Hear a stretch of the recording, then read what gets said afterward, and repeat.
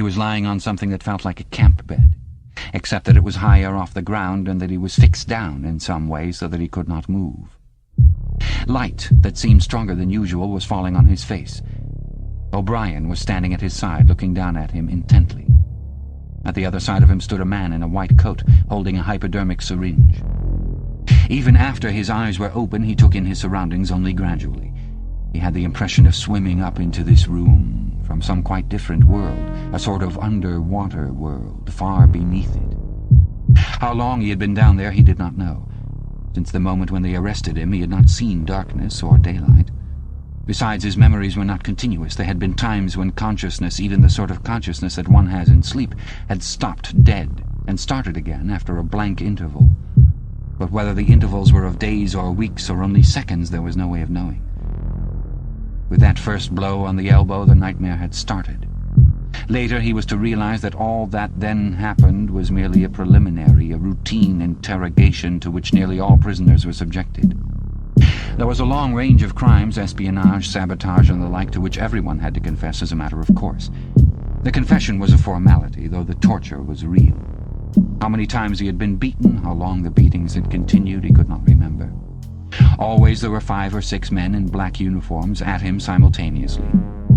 Sometimes it was fists, sometimes it was truncheons, sometimes it was steel rods, sometimes it was boots.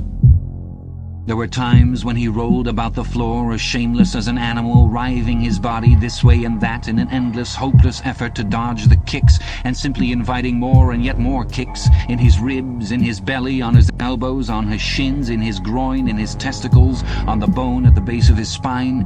There were times when it went on until the cruel, wicked, unforgivable thing seemed to him not that the guards continued to beat him, but that he could not force himself into losing consciousness. There were times when his nerves so forsook him that he began shouting for mercy even before the beating began, when the mere sight of a fist drawn back for a blow was enough to make him pour forth a confession of real and imaginary crimes. There were other times when he started out with the resolve of confessing nothing, when every word had to be forced out of him between gasps of pain, and there were times when he feebly tried to compromise, when he said to himself, "I will confess, but not yet. I must hold out till the pain becomes unbearable. 3 more kicks, 2 more kicks, and then I will tell them what they want." Sometimes he was beaten till he could hardly stand, then flung like a sack of potatoes under the stone floor of a cell, left to recuperate for a few hours, and then taken out and beaten again. There were also longer periods of recovery. He remembered them dimly because they were spent chiefly in a sleep or stupor. He remembered a cell with a plank bed, a sort of shelf sticking out from the wall, and a tin wash basin, and meals of hot soup and bread and sometimes coffee. He remembered a surly barber arriving to scrape his chin and crop his hair, and businesslike, unsympathetic men in white coats feeling his pulse, tapping his reflexes, turning up his eyelids, running harsh fingers over him in search of broken bones, and shooting needles into his arm to make him sleep. The beatings grew less frequent, and became mainly a threat, a horror to which he could be sent back at any moment when his answers were unsatisfactory. His questioners now were not ruffians in black uniforms, but party intellectuals, little rotund men with quick movements and flashing spectacles, who worked on him in relays over periods which lasted, he thought he could not be sure, 10 or 12 hours at a stretch. These other questioners saw to it that he was in constant slight pain, but it was not chiefly pain that they relied on. They slapped his face, wrung his ears, pulled his hair, made him stand on one leg, refused him leave to urinate, shone glaring lights in his face until his eyes ran with water. But the aim of this was simply to humiliate him and destroy his power of arguing and reasoning.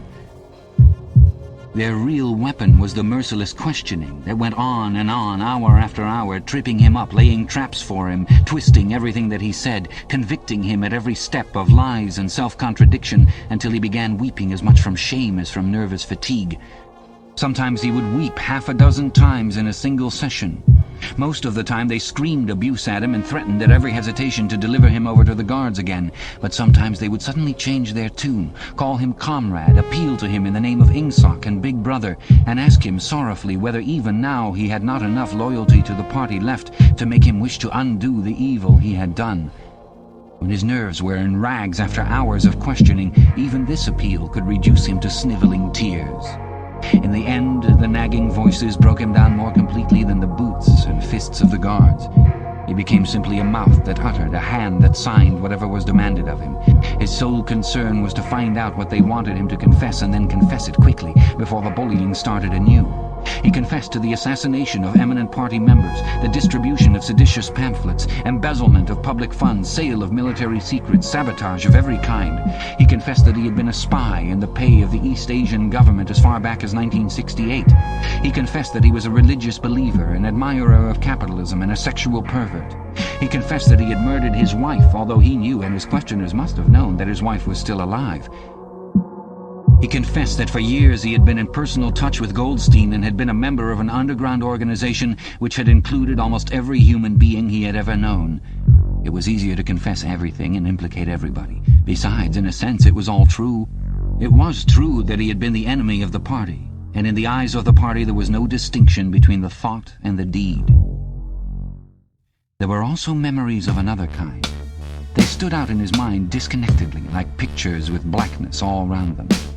He was in a cell, which might have been either dark or light, because he could see nothing except a pair of eyes. Near at hand, some kind of instrument was ticking, slowly and regularly.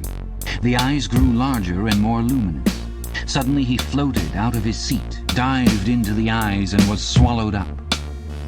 He was strapped into a chair, surrounded by dials under dazzling lights. A man in a white coat was reading the dials. There was a tramp of heavy boots outside. The door clanged open.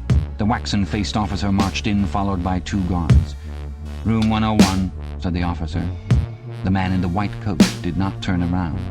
He did not look at Winston either. He was looking only at the dials. He was strolling down a mighty corridor, a kilometer wide, full of glorious golden light, roaring with laughter and shouting out confessions at the top of his voice. He was confessing everything, even the things he had succeeded in holding back under the torture. He was relating the entire history of his life to an audience who knew it already. With him were the guards, the other questioners, the men in white coats, O'Brien, Julia, Mr. Charrington, all rolling down the corridor together and shouting with laughter. Some dreadful thing which had lain embedded in the future had somehow been skipped over and had not happened. Everything was all right. There was no more pain. The last detail of his life was laid bare, understood, forgiven. He was starting up from the plank bed in the half-certainty that he had heard O'Brien's voice. All through his interrogation, although he had never seen him, he had had the feeling that O'Brien was at his elbow, just out of sight. It was O'Brien who was directing everything. It was he who set the guards onto Winston and who prevented them from killing him. It was he who decided when Winston should scream with pain, when he should have a respite, when he should be fed, when he should sleep, when the drug should be pumped into his arm. It was he who asked the questions and suggested the answers. He was the tormentor, he was the protector, he was the inquisitor, he was the friend. And once, Winston could not remember whether it was in drugged sleep or in normal sleep or even in a moment of wakefulness, a voice murmured in his ear, "Don't worry, Winston. You are in my keeping. For 7 years I have watched over you. Now the turning point has come. I shall save you. I shall make you perfect." He was not sure whether it was O'Brien's voice, but it was the same voice that had said to him, "We shall meet in the place where there is no darkness," in that other dream, 7 years ago. He did not remember any ending to his interrogation. There was a period of blackness, and then the cell or room in which he now was had gradually materialized round him. He was almost flat on his back and unable to move. His body was held down at every essential point. Even the back of his head was gripped in some manner. O'Brien was looking down at him gravely and rather sadly. His face, seen from below, looked coarse and worn, with pouches under the eyes and tired lines from nose to chin. He was older than Winston had thought him. He was perhaps 48 or 50. Under his hand there was a dial, with a lever on top and figures running round the face. "I told you," said O'Brien, "that if we met again it would be here." "Yes," said Winston. Without any warning except a slight movement of O'Brien's hand, a wave of pain flooded his body. It was a frightening pain, because he could not see what was happening, and he had the feeling that some mortal injury was being done to him.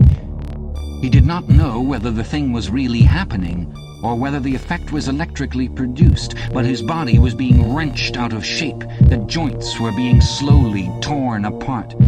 Although the pain had brought the sweat out on his forehead, the worst of all was the fear that his backbone was about to snap. He set his teeth and breathed hard through his nose, trying to keep silent as long as possible. "You are afraid," said O'Brien, watching his face, "that in another moment something is going to break. Your especial fear is that it will be your backbone. You have a vivid mental picture of the vertebrae snapping apart and the spinal fluid dripping out of them. That is what you are thinking, is it not, Winston?" Winston did not answer. O'Brien drew back the lever on the dial. The wave of pain receded almost as quickly as it had come. "That was 40, said O'Brien. "You can see that the numbers on this dial run up to 100. Will you please remember throughout our conversation that I have it in my power to inflict pain on you at any moment and to whatever degree I choose. If you tell me any lies, or attempt to prevaricate in any way, or even fall below your usual level of intelligence, you will cry out with pain instantly. Do you understand that?" "Yes," said Winston. O'Brien's manner became less severe. He resettled his spectacles thoughtfully and took a pace or two up and down. When he spoke, his voice was gentle and patient. He had the air of a doctor, a teacher, even a priest, anxious to explain and persuade rather than to punish. "I am taking trouble with you, Winston," he said, "because you are worth trouble. You know perfectly well what is the matter with you. You have known it for years, though you have fought against the knowledge. You are mentally deranged. You suffer from a defective memory. You are unable to remember real events, and you persuade yourself that you remember other events which never happened. Fortunately, it is curable. You have never cured yourself of it because you did not choose to. There was a small effort of the will that you were not ready to make. Even now I am well aware you are clinging to your disease under the impression that it is a virtue. Now we will take an example. At this moment, which power is Oceania at war with?" "When I was arrested, Oceania was at war with East Asia." "With East Asia. Good. And Oceania has always been at war with East Asia, has it not?" Winston drew in his breath. He opened his mouth to speak, and then did not speak. He could not take his eyes away from the dial. "The truth, please, Winston. Your truth. Tell me what you think you remember." "I remember that until only a week before I was arrested, we were not at war with East Asia at all. We were in alliance with them. The war was against Eurasia. That had lasted for 4 years. Before that," O'Brien stopped him with a movement of the hand. "Another example," he said. "Some years ago you had a very serious delusion indeed. You believed that 3 men, 3 one-time party members named Jones, Aronson, and Rutherford, men who were executed for treachery and sabotage after making the fullest possible confession, were not guilty of the crimes they were charged with. You believed that you had seen unmistakable documentary evidence proving that their confessions were false. There was a certain photograph about which you had a hallucination. You believed that you had actually held it in your hands. It was a photograph something like this." An oblong slip of newspaper had appeared between O'Brien's fingers. For perhaps 5 seconds it was within the angle of Winston's vision. It was a photograph, and there was no question of its identity. It was the photograph. It was another copy of the photograph of Jones, Aronson, and Rutherford at the party function in New York, which he had chanced upon 11 years ago and promptly destroyed. For only an instant it was before his eyes, then it was out of sight again. But he had seen it. Unquestionably he had seen it. He made a desperate, agonizing effort to wrench the top half of his body free. It was impossible to move so much as a centimeter in any direction. For the moment he had even forgotten the dial. All he wanted was to hold the photograph in his fingers again, or at least to see it. "It exists!" he cried. "No," said O'Brien. He stepped across the room. There was a memory hole in the opposite wall. O'Brien lifted the grating. Unseen, the frail slip of paper was whirling away on the current of warm air. It was vanishing in a flash of flame. O'Brien turned away from the wall. "Ashes," he said. "Not even identifiable ashes. Dust. It does not exist. It never existed." "But it did exist. It does exist. It exists in memory. I remember it. You remember it." "I do not remember it," said O'Brien. Winston's heart sank. That was doublethink. He had a feeling of deadly helplessness. If he could have been certain that O'Brien was lying, it would not have seemed to matter. But it was perfectly possible that O'Brien had really forgotten the photograph. And if so, then already he would have forgotten his denial of remembering it and forgotten the act of forgetting. How could one be sure that it was simply trickery? Perhaps that lunatic dislocation in the mind could really happen. That was the thought that defeated him. O'Brien was looking down at him, speculating. More than ever, he had the air of a teacher taking pains with a wayward but promising child.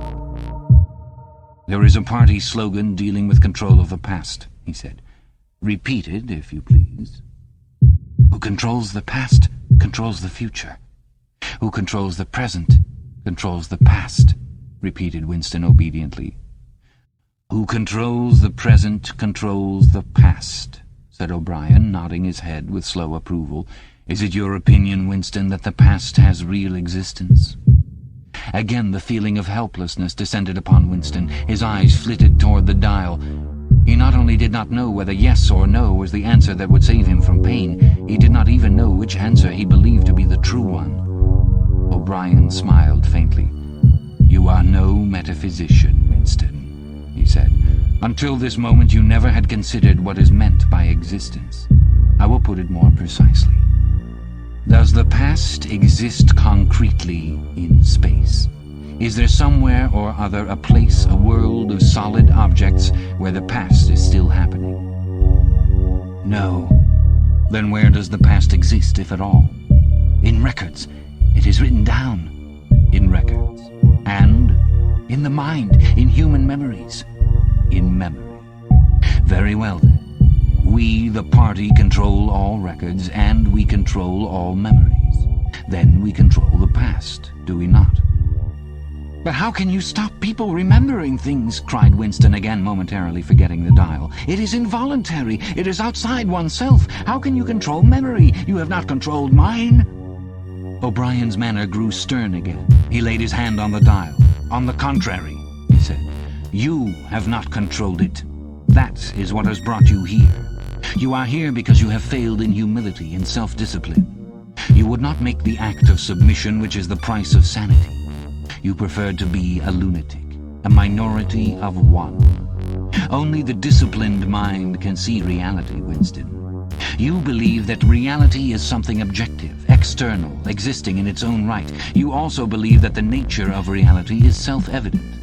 When you delude yourself into thinking that you see something, you assume that everyone else sees the same thing as you.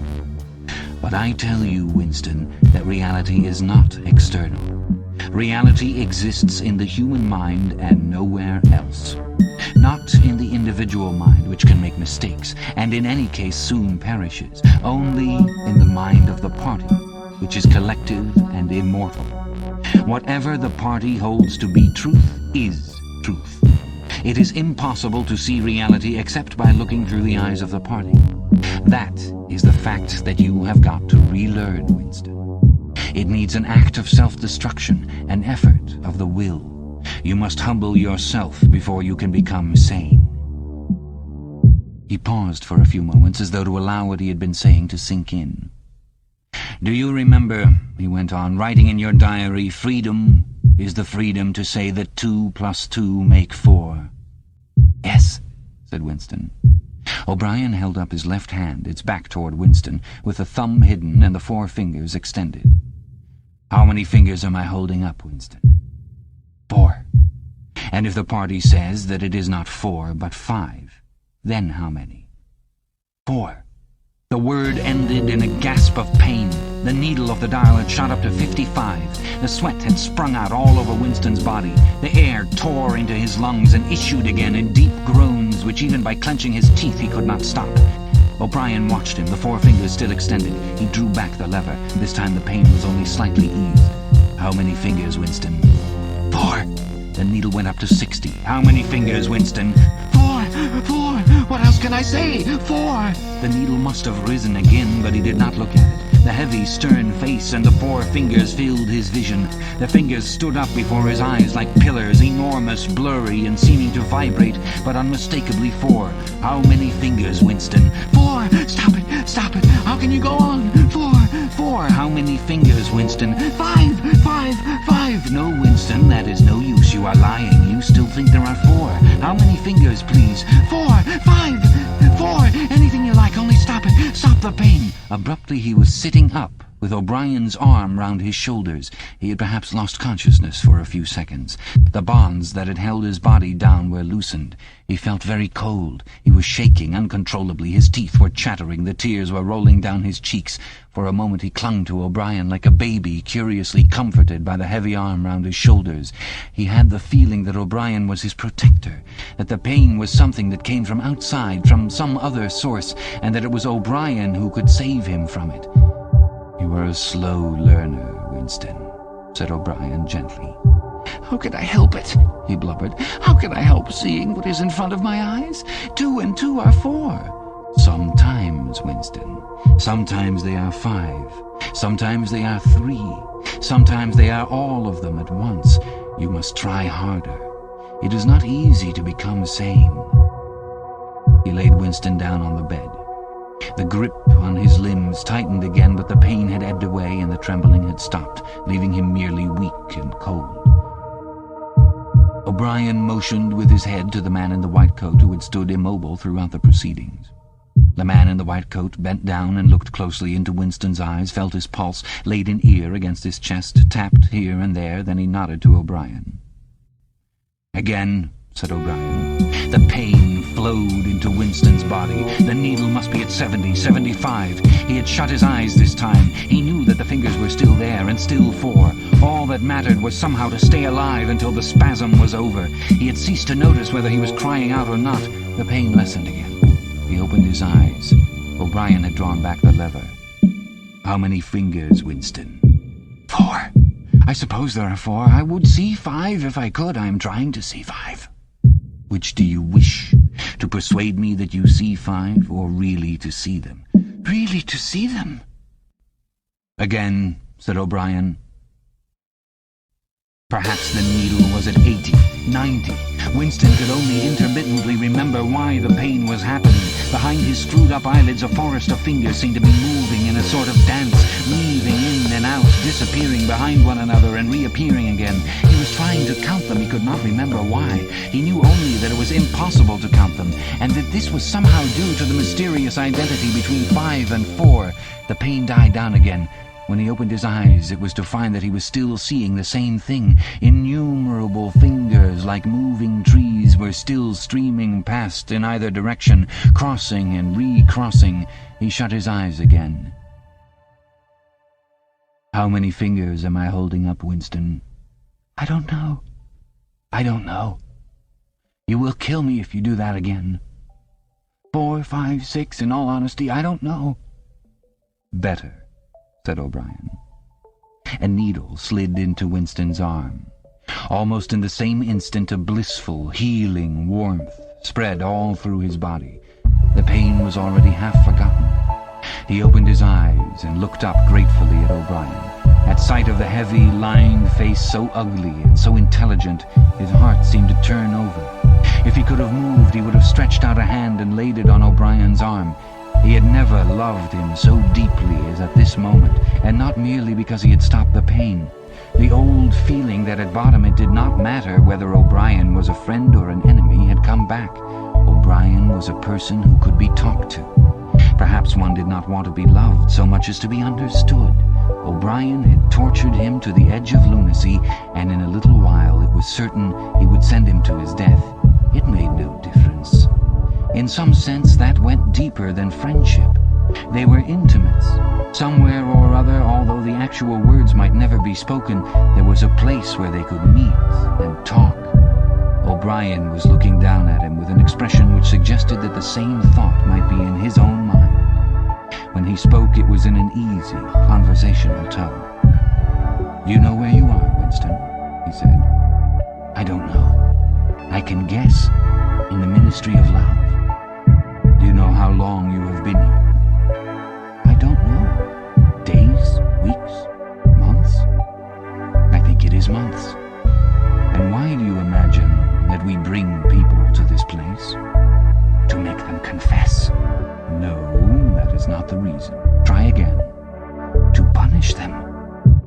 "No!" exclaimed O'Brien. His voice had changed extraordinarily, and his face had suddenly become both stern and animated. "No! Not merely to extract your confession, nor to punish you. Shall I tell you why we have brought you here? To cure you, to make you sane.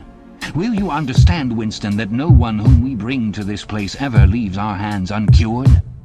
We are not interested in those stupid crimes that you have committed. The party is not interested in the overt act. The thought is all we care about. We do not merely destroy our enemies, we change them. Do you understand what I mean by that?" He was bending over Winston. His face looked enormous because of its nearness and hideously ugly because it was seen from below. Moreover, it was filled with a sort of exaltation, a lunatic intensity. Again, Winston's heart shrank. If it had been possible, he would have cowered deeper into the bed. He felt certain that O'Brien was about to twist the dial out of sheer wantonness. At this moment, however, O'Brien turned away. He took a pace or two up and down. Then he continued, less vehemently. "The first thing for you to understand is that in this place there are no martyrdoms. You have read of the religious persecutions of the past. In the Middle Ages there was the Inquisition. It was a failure. It set out to eradicate heresy and ended by perpetuating it. For every heretic it burned at the stake, thousands of others rose up. Why was that? Because the Inquisition killed its enemies in the open and killed them while they were still unrepentant. In fact, it killed them because they were unrepentant. Men were dying because they would not abandon their true beliefs. Naturally, all the glory belonged to the victim, and all the shame to the inquisitor who burned him. Later, in the 20th century, there were the totalitarians, as they were called. There were the German Nazis and the Russian communists. The Russians persecuted heresy more cruelly than the Inquisition had done, and they imagined that they had learned from the mistakes of the past. They knew at any rate that one must not make martyrs. Before they exposed their victims to public trial, they deliberately set themselves to destroy their dignity. They wore them down by torture and solitude until they were despicable, cringing wretches, confessing whatever was put into their mouths, covering themselves with abuse, accusing and sheltering behind one another, whimpering for mercy. And yet, after only a few years, the same thing had happened over again. The dead men had become martyrs, and their degradation was forgotten.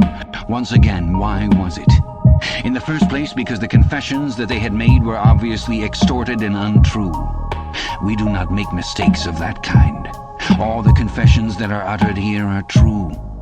We make them true. And above all, we do not allow the dead to rise up against us. You must stop imagining that posterity will vindicate you, Winston. Posterity will never hear of you. You will be lifted clean out from the stream of history. We shall turn you into gas and pour you into the stratosphere. Nothing will remain of you, not a name in a register, not a memory in a living brain. You will be annihilated in the past as well as in the future. You will never have existed. Then why bother to torture me, thought Winston with a momentary bitterness. O'Brien checked his step as though Winston had uttered the thought aloud. His large, ugly face came nearer, with the eyes a little narrowed. "You are thinking," he said, "that since we intend to destroy you utterly so that nothing that you say or do can make the smallest difference, in that case, why do we go to the trouble of interrogating you first? That is what you were thinking, was it not?" "Yes," said Winston. O'Brien smiled slightly. "You are a flaw in the pattern, Winston. You are a stain that must be wiped out. Did I not tell you just now that we are different from the persecutors of the past? We are not content with negative obedience, nor even with the most abject submission. When finally you surrender to us, it must be of your own free will. We do not destroy the heretic because he resists us. So long as he resists us, we never destroy him. We convert him. We capture his inner mind. We reshape him. We burn all evil and all illusion out of him. We bring him over to our side, not in appearance, but genuinely, heart and soul. We make him one of ourselves before we kill him. It is intolerable to us that an erroneous thought should exist anywhere in the world, however secret and powerless it may be. Even in the instant of death, we cannot permit any deviation. In the old days, the heretic walked to the stake, still a heretic, proclaiming his heresy, exulting in it. Even the victim of the Russian purges could carry rebellion locked up in his skull as he walked down the passage waiting for the bullet. But we make the brain perfect before we blow it out. The command of the old despotisms was, "Thou shalt not." The command of the totalitarians was, "Thou shalt." Our command is, "Thou art." No one whom we bring to this place ever stands out against us. Everyone is washed clean. Even those 3 miserable traitors in whose innocence you once believed, Jones, Aronson, and Rutherford, in the end we broke them down. I took part in their interrogation myself. I saw them gradually worn down, whimpering, groveling, weeping. And in the end it was not with pain or fear, only with penitence. By the time we had finished with them, they were only the shells of men. There was nothing left in them except sorrow for what they had done and love of Big Brother. It was touching to see how they loved him. They begged to be shot quickly so that they could die while their minds were still clean. His voice had grown almost dreamy. The exaltation, the lunatic enthusiasm was still in his face. He is not pretending, thought Winston. He is not a hypocrite. He believes every word he says. What most oppressed him was the consciousness of his own intellectual inferiority. He watched the heavy yet graceful form strolling to and fro, in and out of the range of his vision. O'Brien was a being in all ways larger than himself. There was no idea that he had ever had or could have that O'Brien had not long ago known, examined, and rejected. His mind contained Winston's mind. But in that case, how could it be true that O'Brien was mad? It must be he, Winston, who was mad. O'Brien halted and looked down at him. His voice had grown stern again. "Do not imagine that you will save yourself, Winston, however completely you surrender to us. No one who has once gone astray is ever spared, and even if we choose to let you live out the natural term of your life, still you would never escape from us. What happens to you here is forever. Understand that in advance. We shall crush you down to the point from which there is no coming back. Things will happen to you from which you could not recover if you lived 1,000 years. Never again will you be capable of ordinary human feeling. Everything will be dead inside you. Never again will you be capable of love or friendship or joy of living or laughter or curiosity or courage or integrity. You will be hollow. We shall squeeze you empty, and then we shall fill you in with ourselves." He paused and signed to the man in the white coat. Winston was aware of some heavy piece of apparatus being pushed into place behind his head. O'Brien had sat down beside the bed so that his face was almost on a level with Winston's. 3,000, he said, speaking over Winston's head to the man in the white coat. 2 soft pads, which felt slightly moist, clamped themselves against Winston's temples. He quailed. There was a pain coming, a new kind of pain. O'Brien laid a hand reassuringly, almost kindly, on his. "This time it will not hurt," he said. "Keep your eyes fixed on mine." At this moment there was a devastating explosion, or what seemed like an explosion, though it was not certain whether there was any noise. There was undoubtedly a blinding flash of light. Winston was not hurt, only prostrated. Although he had already been lying on his back when the thing happened, he had a curious feeling that he had been knocked into that position. A terrific, painless blow had flattened him out. Also, something had happened inside his head. As his eyes regained their focus, he remembered who he was and where he was, and recognized the face that was gazing into his own.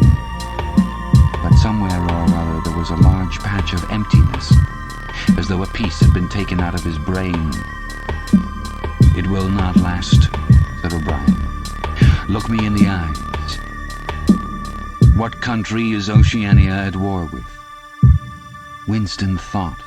He knew what was meant by Oceania, and that he himself was a citizen of Oceania. He also remembered Eurasia and Eastasia, but who was at war with whom he did not know. In fact, he had not been aware that there was any war. "I don't remember." "Oceania is at war with Eastasia. Do you remember now?" "Yes."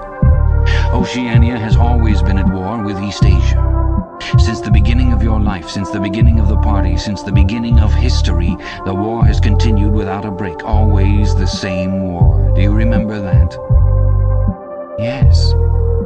11 years ago, you created a legend about 3 men who had been condemned to death for treachery. You pretended that you had seen a piece of paper which proved them innocent. No such piece of paper ever existed. You invented it, and later you grew to believe in it. You remember now the very moment at which you first invented it. Do you remember that? Yes. Just now I held up the fingers of my hand to you. You saw 5 fingers. Do you remember that? Yes. O'Brien held up the fingers of his left hand with the thumb concealed. There are 5 fingers there. Do you see 5 fingers? Yes. And he did see them, for a fleeting instant, before the scenery of his mind changed. He saw 5 fingers, and there was no deformity. Then everything was normal again. Then the old fear, the hatred, and the bewilderment came crowding back again. But there had been a moment. He did not know how long, 30 seconds perhaps, of luminous certainty, when each new suggestion of O'Brien's had filled up a patch of emptiness and become absolute truth, and when 2 and 2 could have been 3 as easily as 5 if that were what was needed. It had faded out before O'Brien had dropped his hand. But though he could not recapture it, he could remember it, as one remembers a vivid experience at some remote period of one's life when one was in effect a different person. "You see now," said O'Brien, "that it is at any rate possible." "Yes," said Winston. O'Brien stood up with a satisfied air. Over to his left, Winston saw the man in the white coat break an ampule and draw back the plunger of a syringe. O'Brien turned to Winston with a smile. In almost the old manner, he resettled his spectacles on his nose. "Do you remember writing in your diary," he said, "that it did not matter whether I was a friend or an enemy, since I was at least a person who understood you and could be talked to?" "You're right. I enjoy talking to you. Your mind appeals to me. It resembles my own mind, except that you happen to be insane. Before we bring the session to an end, you can ask me a few questions if you choose." "Any question I like?" "Anything." He saw that Winston's eyes were upon the dial. "It is switched off. What is your first question?" "What have you done with Julia?" said Winston. O'Brien smiled again. "She betrayed you, Winston. Immediately. Unreservedly. I have seldom seen anyone come over to us so promptly. You would hardly recognize her if you saw her. All her rebelliousness, her deceit, her folly, her dirty-mindedness, everything has been burned out of her. It was a perfect conversion, a textbook case." "You tortured her." O'Brien left this unanswered. "Next question," he said. "Does Big Brother exist?" "Of course he exists. The party exists. Big Brother is the embodiment of the party." "Does he exist in the same way as I exist?" "You do not exist," said O'Brien. Once again the sense of helplessness assailed him. He knew, or he could imagine, the arguments which proved his own non-existence, but they were nonsense. They were only a play on words. Did not the statement, "You do not exist," contain a logical absurdity? But what use was it to say so? His mind shriveled as he thought of the unanswerable, mad arguments with which O'Brien would demolish him. "I think I exist," he said wearily. "I am conscious of my own identity. I was born and I shall die. I have arms and legs. I occupy a particular point in space. No other solid object can occupy the same point simultaneously. In that sense, does Big Brother exist?" "It is of no importance. He exists." "Will Big Brother ever die?" "Of course not. How could he die? Next question." "Does the Brotherhood exist?" "That, Winston, you will never know. If we choose to set you free when we have finished with you, and if you live to be 90 years old, still you will never learn whether the answer to that question is yes or no. As long as you live, it will be an unsolved riddle in your mind." Winston lay silent. His breast rose and fell a little faster. He still had not asked the question that had come into his mind the first. He had got to ask it, and yet it was as though his tongue would not utter it. There was a trace of amusement in O'Brien's face. Even his spectacles seemed to wear an ironical gleam. "He knows," thought Winston suddenly. "He knows what I'm going to ask." At the thought, the words burst out of him. "What is in room 101? The expression on O'Brien's face did not change. He answered dryly, "You know what is in room 101, Winston. Everyone knows what is in room 101. He raised a finger to the man in the white coat. Evidently the session was at an end. A needle jerked into Winston's arm. He sank almost instantly into deep sleep.